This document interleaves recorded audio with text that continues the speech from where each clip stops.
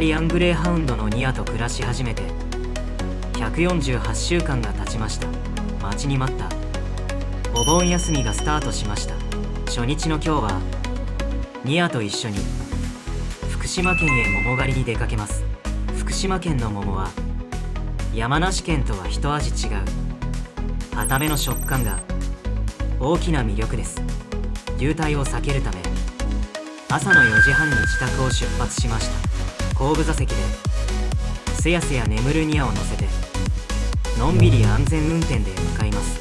片道300キロの長旅でしたが、最新の自動運転を活用したおかげで疲れも半分で済みました。約3時間半でベッド同伴 OK の丸吉観光果樹園さんに無事到着です。緑あふれる果樹園内には家族ごとに過ごせるテントが設営されており、収穫した桃をじっくり味わうことができそうです。早速楽しみにしていた桃狩りをスタートします。まずは福島名物の硬い桃暁からいただきます。ナイフを入れてみるとまるでリンゴを切っているような心地よい手応えです。一口食べるとパリッとコリコリした食感で噛むほどに優しい甘さがじわーっと広がります。横で目を輝かせているニアにも小さく切ってお裾分けです。シャクシャクととても美味しい音を立てて喜んでくれました。次は冒頭の月明かりです。こちらは暁と違ってトロトロに柔らかく、まるで桃ジュースを飲んでいる感覚です。ニアも果汁の美味しさに驚いてあっという間に飲み込んでしまいました。制限時間の60分で6個も完食しちゃいました。求めていた硬い食感の甘い桃と桃を美味しそうに頬張るニアの笑顔に癒された最高の桃の思い出になりました。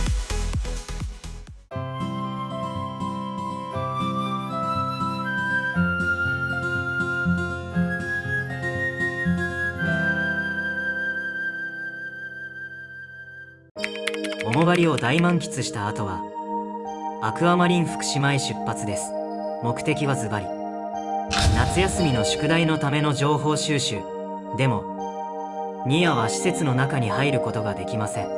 そこですぐ近くにある三崎公園をニアと飼い主でのんびりお散歩することにしました。到着してみてその想像以上の広さにびっくりです。ローラー滑り台があるわんぱく広場、立派な野外音楽堂などいろいろな施設が揃っています。ニアと飼い主は早速海を目指して歩き始めました。目的地は海に突き出た潮見台という展望台です。駐車場から海に向かって坂を下ることおよそ5分。気温は30度近くまで上がっていたのでなるべく涼しい日陰を選んで進みます。潮見台に着くとそこには素晴らしい景色が広がっていました。実はここ旅系の YouTuber さんがシネマティックに撮影していた場所です。平日なら人も少なくて撮影しやすいだろうなと思わず納得してしまいました。潮見台からの見晴らしは海の気持ちよさを味わうのに最高の場所です。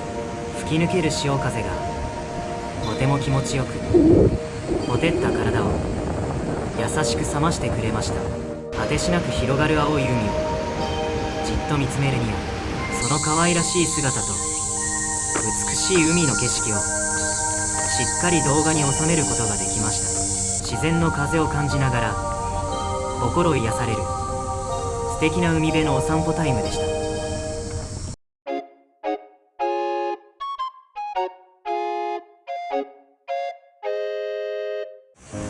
潮見台での絶景を満喫してから海岸まで降りてきました。今年はまだ一度も海に入っていなかったので海水温がどのぐらいになっているのかとても気になってやってきたというわけです。いざ海岸に到着してみると想定していた以上に海風が強く吹いていました。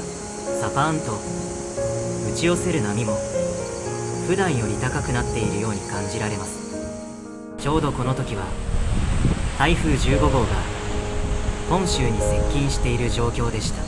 天気予報によると、通常とは逆行するようなとても珍しいルートをたどる予報になっていました。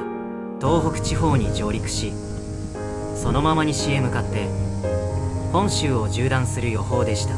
目の前の海も少しずつ台風の影響を受け始めているのか、波が次第に高くなり、風も強く吹き始めているように感じました。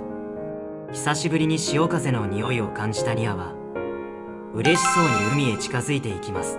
これこの香りだと言わんばかりのとても可愛らしい足取りです。波打ち際で立ち止まり、じっと遠くの海を眺める姿にほっこり癒されます。楽しそうに岩場の匂いをクンクンと嗅いで、久しぶりの海を満喫していました。明日以降はお楽しみのキャンプや海に行く予定をしっかり組んでいました。このぐらいの風と波なら予定通りキャンプに出発しても大丈夫だろうと判断しました。前回のキャンプは嵐の中での過酷なキャンプだったので、謎に影響を過小評価するフィルターがかかっていたのだと思います。この時のニアと飼い主たちはまだ知る由もありませんでした。この楽観的な判断が後に大きな間違いだって気づくことになるなんて。今後もこういう雰囲気で動画を作っていきますので、また見てもいいかなと少しでも思ってくれたら、ぜひチャンネル登録と高評価で応援してくれると嬉しいです。そして感想をコメントで教えてくれると助かります。